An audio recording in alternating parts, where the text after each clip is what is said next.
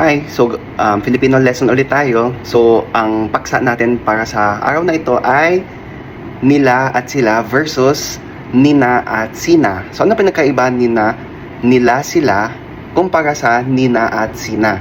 So, sina nila at sila ay panghalip na humahalili sa dalawa o higit pang tao. Okay? Samantalang sina nina at sina ay pantukoy sa dalawa o higit pang tao. So, halimbawa, nila sila. Hindi nila alam. Sa nina, hindi alam nina Juan at Jose. So, kita niyo pagkakaiba. Ito, nila versus nina. So, si nila, pronoun na siya, panghalip na siya. Samantal dito si nina, pinapantukoy sina Juan at Jose. Isa pang halimbawa, sila ang aawit sa entablado. So, sila ang kakanta sa stage. Sila ang aawit sa entablado. That's already panghalip, pronoun.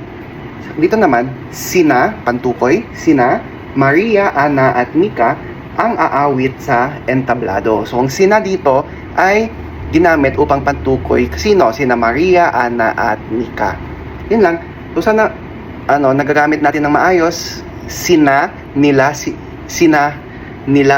sila versus nina at sina. Kasi syempre, kapag may nababasa tayo sa social media, ginagamit nila ang nila at sila bilang pantukoy, nina at sina. Pero nila at sila ay mga panghalip na sila.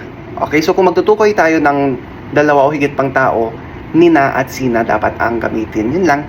So kung meron kayong suggestion ng mga paksa sa Filipino, gamitin natin itong whiteboard ko habang hindi pa ako back to tutoring. Pero this week back to tutoring na.